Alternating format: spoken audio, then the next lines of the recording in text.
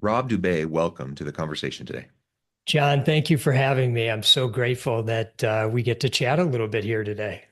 Yeah, it is a real pleasure. You're joining us from Michigan. I'm south of Salt Lake City in Utah. And today we're going to be talking about your recent book, Shine: How Looking Inward is the Key to Unlocking True Entrepreneurial Freedom.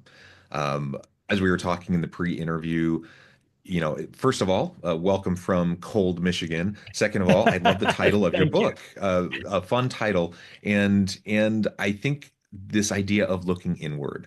I think it's really key. It's really essential. Now, the focus of your book is on entrepreneurial freedom, but this idea of looking inward is essential for I think all of us, for all leaders, whether you're leading a team, within a huge organization, or if you're leading a small startup team, if you're a solopreneur, entrepreneur, if you're scaling a team, scaling an organization. I think this introspection, this reflection, this inward looking piece is so essential, especially in this hectic, frantic world that we find ourselves in. If we can't learn how to do this and quiet our mind and practice this inward looking, I think things are going to be exponentially harder Yeah. for us. And especially in the world of entrepreneurship, where it's just so hard. Um, we need to learn how to do this. So this is what we're going to explore and unpack together I today love and, it. and really look at what you explore in your book. As we get Yeah. started, I wanted to share Rob's bio with everybody. Rob Dube is a mindfulness expert and award-winning servant leader dedicated to helping entrepreneurs and leaders live mindful, impactful, and fulfilling lives. Rob's journey in business began selling blow pops out of his high school locker, eventually co-founding imageOne, a company recognized by Forbes and Inc. magazine for its people first and purpose-driven culture. As the visionary at the 10 Disciples coaching program, or excuse me, 10 disciplines coaching program, Rob helps driven entrepreneurs who have mastered their outer world master their inner world. I love everything about that. Rob, anything you would like to highlight by way of your background, personal No, I think context you've before we dive covered on it in? all. Yeah, we could dig into other things as we get chatting. And, I'm so glad you queued it up by referencing leaders. Because while our book does specify entrepreneurs, which is who my co-author and myself have kind of, been surrounded by our entire careers, what we've found is we've gone out and shared this message with audiences around the world is that, leaders fit into this category as well. And so maybe someday there'll be an add-on to the book or a change around just leadership in general. And so, yes, true to what you said. I think we're in a new phase in where we're at as a society and business, Yeah. where now we can start looking inward. The outward successes that we're all striving for or have accomplished, are fleeting. And so we're left feeling empty at the end of the day, and that's not the point of this whole journey. Yeah, yeah. And certainly we need those, for an organization to be sustainable, we need those outward manifestations. We need to turn a Sure. profit. We need to add value to the market. We need to have customers. We need to do those things, and we need to be successful. Absolutely. And leaders within organizations have to successfully manage and lead their teams, and you need to bring on good people and reduce turnover. And there's all these KPIs and metrics that are important, right? But again, to be sustainable and to be happy and healthy in this complex, volatile world that we're in, uh, we have to learn how to practice self-care. We have to practice mindfulness. Um, I think the name of the game is meaning and purpose. I read in your bio, leading a fulfilling life, and those things don't come from those outward manifestations, right? They just Right. don't. Those things are fleeting, and you can pile on the outward accolades. You can pile on all of the high metrics and KPIs. those things will never quench the thirst, right? There's always a need for more and more and more. And it's not saying those things are bad. It's just saying they're never enough, ever. And so, it's not an either or. It's not like you have to stop those things. It's just if you're going to find fulfilling meaning and purpose, you also are going to need to look inward, and you're going to need to try to find a way to find satisfaction and fulfillment uh, in other ways. Otherwise you're constantly going to feel empty. Yeah, to build on that. So first, our whole premise is we want you to make a bigger impact in the world, bigger than you're already making right now. And so the KPIs, the success of the business, the success that you have in your role, we want you to have even more of it. So again, it's all about impact. And we go about that by teaching you how to maximize your energy. And through the impact that you make, you have greater inner peace. So it all Mm. flows together. And so maximizing and managing your energy is really important as a leader. We have a finite amount of time. Some of the people that I speak with, they work 60, 70 hours, some Yeah. cases even more a Yeah. week. That's not sustainable. Burnout is a real thing. And when you're burnt out, it's too late. There's no going back and you don't see the signs. So it's important that you manage that energy. Now, what do you do with Can your I time? add, can I add there? Yes, please. Personally, it's hard, sustainability is a question, right? And can you maintain that energy? Burnout is a question, all of those things. And are there people that can maintain a 70, 80 plus hour work week personally, individually? Perhaps. But there's a bigger question there too. It's not just about individuals. It's also about their extended sphere, right? Like how about their friends and family and loved ones? And so it's not just about me, I have a family, I have a partner, I have children, and so while I might be able to handle without completely burning out, I might be able to handle 80 hours a week perpetually. But I guarantee you, my wife and kids can't handle me working 80 plus hours a week perpetually, right? That's right. That's right. And so we do have to make sure that we're taking a broad enough perspective. And that's why when you watch like TV shows where, the cops are all divorced and they all say, yeah, this job is not, you know, this job doesn't fit the lifestyle of, someone who has a family. It's because they're all like married to their work, they're all working crazy hours, they're, all that kind of stuff. And it's just not conducive, right? And Yeah. they may love what they do and they may even be able to handle it, but their families can't, right? Yeah, that's right. You mentioned in the intro that I'm the visionary CEO of the 10 Disciplines. That's the company that I founded with my co-author. And in the book Shine, there are 10 disciplines which we share with leaders, entrepreneurs. One of them, to build on what you and I are speaking about right now, is discipline number 5, which is know your 100%. And this Yeah. is the perfect number of hours per week and weeks per year where you deliver the greatest value to the world. And you Mm. have to do exactly what you've said, John. You have to see your entire life, the totality of it. When I was running my other company, imageOne, we were all about the totality of our team members' lives.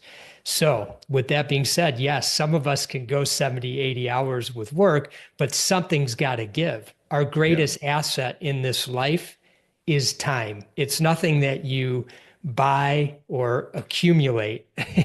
It's just given to us, and it's how we use it most effectively that matters. So, as a leader, we encourage people to really look at each and everything that they're doing throughout their day and start to notice what are the most impactful things that you're doing, and then do more of those and start getting the other things out of your to-do list or your tasks or however you inherited those things. That segues into another discipline, which is discipline number 7. Don't do $25 an hour work. Never do anything you could pay somebody $25 an hour to do. So first of all, if you're in a leadership position, it's likely that your hourly rate is not $25 an hour. So now you have to believe that anything that you're doing that isn't creating the greatest impact and kind of goes into that category. And we use that $25. It could be 35, 50, whatever. Yeah. You have to decide. Now you have to believe that by delegating that and paying someone else to do it, you will now create a greater return on that investment because you'll be doing higher impactful work that I truly hope those listening believe would lead to greater success for the company and for themselves in their role. But yet we spend so much time managing our calendars. Yeah. For some reason, we want to control these things, but that's not the best and highest usage of our time. Yeah, yeah. And I think we all fall into that trap. How much time do we waste in all sorts of things that don't matter, right? And that could be Exactly. dealing with your calendar, responding to emails that don't matter, sitting in meetings that don't matter, Yeah, just all sorts of tasks that don't really matter all that much that can easily be delegated. I mean, there's a whole long list, right? And so a lot of leaders and managers spend, like, I would even argue 80, 90% of their time that they spend, running around like chickens with their heads cut off, putting out fires, doing yeah, tasks that could be delegated, doing things that they don't need to be doing. They need to yeah. be doing the higher level strategic stuff. They need to be doing, the thinking and looking around corners and culture building and these types of things. They need to be spending time on those types of things, and they never have that time because they spend all of their time doing these other things that just don't matter. That's way You're, below their pay grade. you're That right on. they easily could be, you know, building up their team and their bench strength to do those things. eh, you know, Exactly. and why don't they do that? In part because they don't trust the people around them, in part because they're more comfortable doing those things. There's a Yeah. variety of reasons, but ultimately they can't let those things go, and their teams suffer, their organizations suffer, they burn out because they never have enough time, and so they're working longer and longer hours, and then everyone suffers because of that.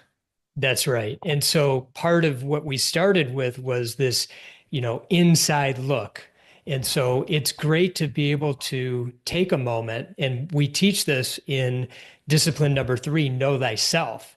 And this is where we want you to be you 100% of the time, 24/7, 365. And to really know thyself, you have to go inside.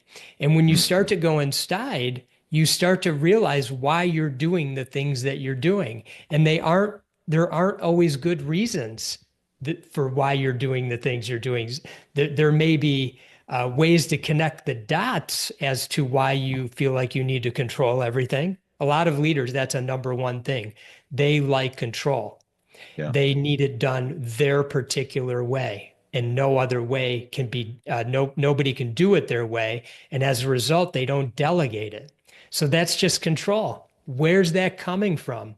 I challenge you to go out and do some work on yourself and really think about, why do I have the need to control every aspect of what I'm doing at work? What am I afraid of? And so know thyself is a key component to managing your energy, because once you recognize, okay, I like to control, I need to let go of that. What would that feel like? That would be freeing. I would have more space and more time in my life to do more impactful things, both at work and at home. We often also like to be the hero as leaders. So team Yes. members come up to us and they say, "Hey, can you help me?" And the next thing you know, you're doing half their job. Yeah. But in one of our disciplines, which is number 6, it's say no often. And what happens is, I always ask audiences, Raise your hand if you have a hard time saying no. And 85 to 90% of the hands go up. And so we feel guilty saying no. We always, and a positive thing is, oftentimes we're servant leaders. We want to help, but it requires going inside. Where does that guilt come from? Why are we afraid to maybe let some people down? And what are we giving away when we do that? We're giving away our time, and we're not able to put our focus on that higher impact activities that we should be doing that will help the company be more successful and help you be more successful in your role. So you can start to see like how it all keeps coming back, every single one of these.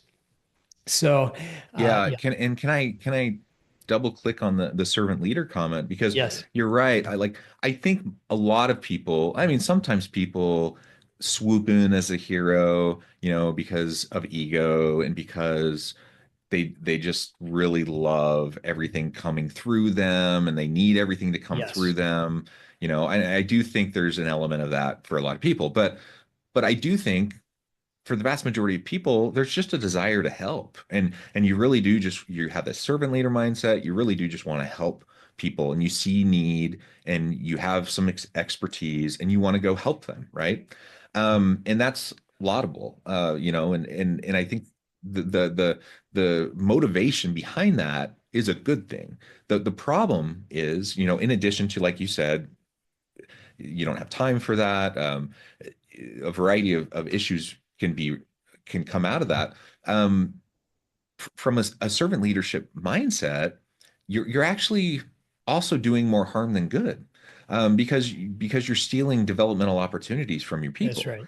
And I think a true servant leader understands that. Yeah, A true servant leader recognizes that if I want to lift up and build up my team, build my bench strength, help people develop their full capacity and potential, that, if someone comes to me with a problem, I don't just like scoff at them and say, go figure it out on your own and like right, leave them hanging. That's not helpful. But I also don't just pick it up and do it for them, right? right. There's an in between where I can do some coaching and mentoring, where I can maybe point them towards some resources. Maybe we can talk through it together a little bit, or I can point them to some other mentor, or, there's a variety of things you can do without having to just like take it on or to spend your whole day doing it with them, right? And I think a true effective servant leader learns how to do that. Yes, And the reality is, when you learn how to do that, people will love you for it. Like they will see you as so much more effective as a leader when you take that approach. They'll be far more likely to come to you for support when you take that approach. Um, and they'll develop so much more, so much faster when you take that approach. right. I love that you shared that, because part of saying no is not just being dismissive, it's Yeah. also being helpful and useful. And you outlined all the ways that you can do that. So if you feel any sense of guilt that arises, and when you feel guilt as a leader, as a person, you're vibrating at a low level, just to let you know. And you want to vibrate, you want to show up at a high level and shine. That's why we called the book Shine. We want you to shine. And so by being useful, being helpful, empowering your people, that is true servant leadership, as you mentioned. And another thing came to my mind again about going inside, because a thing that we can start to do as leaders is we can start to notice in the moment what's happening, like what's going on with me right now that I'm about to react in a particular way. And discipline number 4 is be still. And this is where we encourage you to sit in silence for 30 minutes every single day.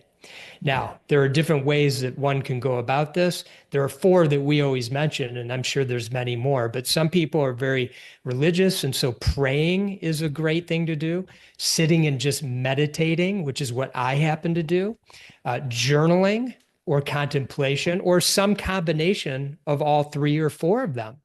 And Yeah. so this is a really important skill to cultivate as a leader because you go hard, you go fast, and you've got to let your mind and your body settle down and let your soul catch up, as we like to say. And when you do that, you think more clearly. And when you think more clearly, you make better decisions. And when you make better decisions, you get to wherever you're going actually faster. So some people look at this 30 minutes as a waste of time. They're sitting there thinking, I've got so much to do. I have a to-do list a mile long. I have a million emails. I have other responsibilities. But the truth of the matter is, by settling down, you actually become more efficient and clearer with your time. So we always encourage that. And that's also part of doing some of that inner work. Yeah, and that's totally been my experience too. When I get too wrapped up in my day, and I'm jumping from thing to thing to thing, pretty soon your mental bandwidth gets stretched too thin, right? And Yeah. and you can jump from thing to thing to thing, but you stop kind of mentally processing at some point, right? And Yeah. and you're just kind of there. You go from meeting to meeting to meeting, and you're not fully engaging at some point.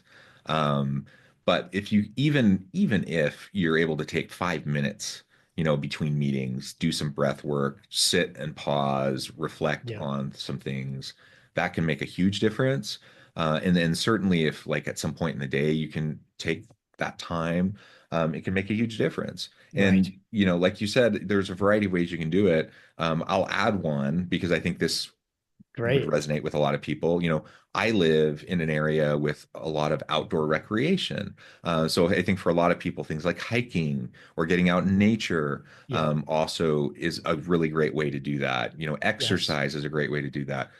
Honestly, for me, I get out and I have two dogs. Just going out and walking my dogs, and I try not to do anything. Just go out, walk my dogs for half an hour, Yeah.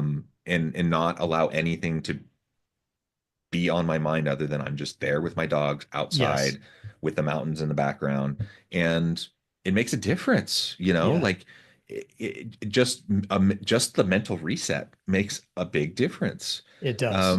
And I can't overstate how important that is. Like you said, it can feel like you're almost wasting time, or it can feel selfish sometimes. Yeah. Um, but my experience has been, and the reality for me has been, I usually am far more productive overall Yes. when I take those small moments in conjunction with some big moments scattered throughout the day. Yeah. My day as a whole is way more productive. I get way Yeah. more accomplished. My thinking is better, is sharper, and I come up with better solutions. That's right. Yeah, that's so good. And another important thing for us to do as leaders is recognize that when we take time off, which is our second discipline, and what we encourage you to do with that discipline of taking time off is to take at least 130 days off per year and not Mm, think about work the entire time. And the mm, second part of that is really hard for leaders. Now, 130 days for perspective, if you took every weekend, every US holiday, and 3 weeks vacation, which I imagine many of the people listening have at least 3 weeks vacation, then you're about 130. So it's not actually overwhelming when you think about it. But truth of the matter is, if you're in a leadership position, you're probably gotten into the habit of doing some work on the weekends yeah. and during holidays and during vacations.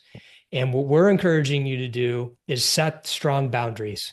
Let your team know, set them up because they might not be used to it, but just set them up that you just are off the grid. You're not available. And that actually might feel uncomfortable for you. And that's a good sign.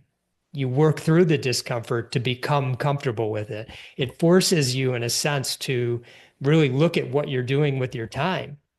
And you might find that there are some amazing things out in the world that you've been missing. because you've been so focused on, even on your time off, still getting some work done.